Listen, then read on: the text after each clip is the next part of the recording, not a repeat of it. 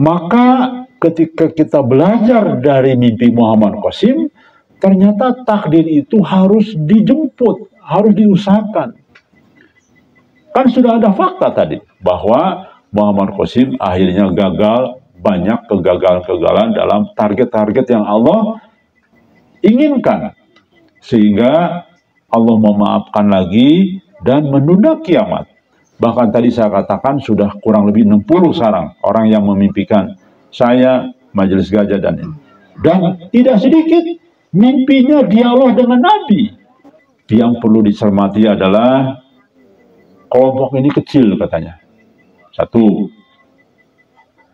Yang kedua, dia harus dekat.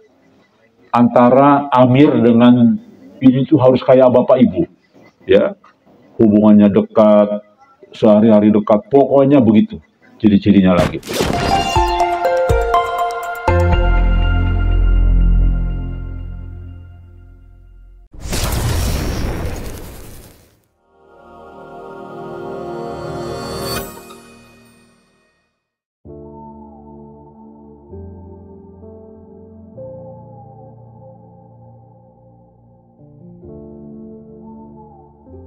Ini bukan tulisan saya, tulisan yang mengkaji, merangkum dari kitab ini.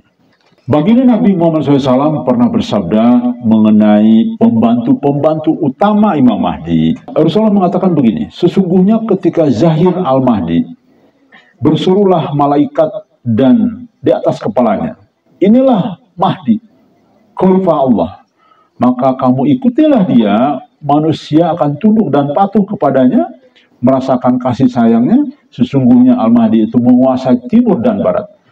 Dan adapun yang berbahaya kepadanya antara rukun dan makom, yang pertama adalah sejumlah pasukan Badar, kemudian Abdal dari Syam mendatanginya, diikuti oleh Nuzabah dari Mesir dan Asoib dari timur.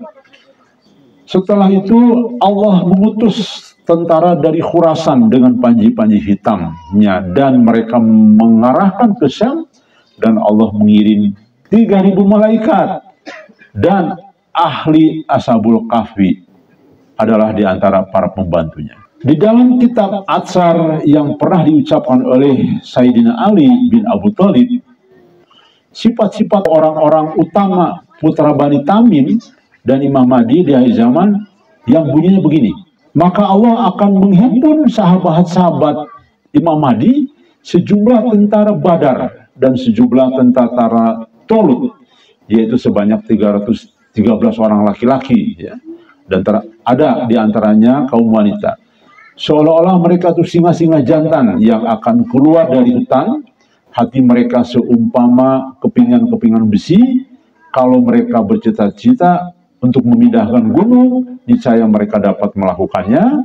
Pakaiannya mereka sejenis, seolah-olah mereka itu dari satu ibu dan satu ayah. Sebelum kita membahas mengenai sifat-sifat mengikut Bani Tamim, sebaiknya kita pahami terlebih dahulu apa yang disebut dengan keluarga putra Bani Tamim yang akan menjadi keluarga Imam Mahdi. Cita-cita besar putra Bani Tamim adalah membangun keluarga besar putra Bani Tamim yang Rasulullah janjikan di akhir zaman. Dengan kata lain, putra Bani Tamim dan pengikutnya akan membentuk suatu keluarga besar yang disebut dengan keluarga besar putra Bani Tamim. Putra Bani Tamim sebagai pemimpin keluarga besar itu sebenarnya tidak pernah bercita-cita menjadi pemimpin.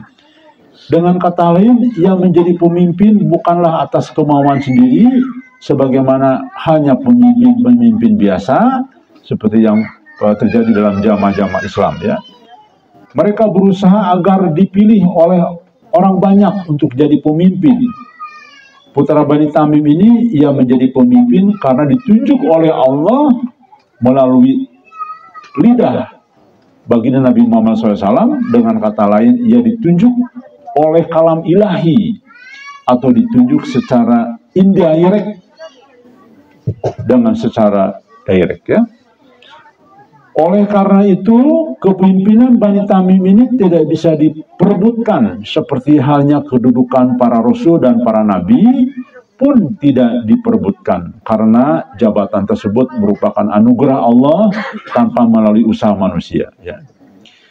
Begitu halnya juga dengan mujadid, walaupun dia bukan Rasul, bukan Nabi, tapi Allah telah mengatakan melalui lidah Rasulullah SAW bahwa akan datang setiap 1000 tahun, di awal tahun 100 tahun, seorang mujadid. Jabatan mujadid tidak bisa diperebutkan karena jabatan ini ditunjuk oleh Allah, bukan ditunjuk oleh manusia. Oleh sebab itu, kalau dari setiap kurun itu umat Islam dapat mengetahui siapa sebenarnya mujadid, jangan coba-coba melawan atau mencoba menandingi, bahkan merebut jabatan itu, karena hal tersebut sudah menjadi ketentuan Allah. Ya. Kemudian sebagian orang sudah mengetahui hal ini, namun masih juga mencoba melawan dan menandingi. Hal ini tidak akan mungkin sebab kepemimpinannya tidak melalui pemilihan manusia, tetapi atau melalui referendum, voting atau pemungutan suara. Ya. Dengan keluarga besar, dalam keluarga besar Bani Tamim, pengikut dan pemimpinnya laksana ayah dan anak. Pengikutnya menganggap pemimpin mereka itu sebagai ayah sekaligus ibu mereka, sebagaimana para sahabat dulu menganggap Rasulullah SAW sebagai ayah dan ibu mereka. Jelas ya? Kemudian mereka ibarat satu ayah walaupun tidak satu daerah.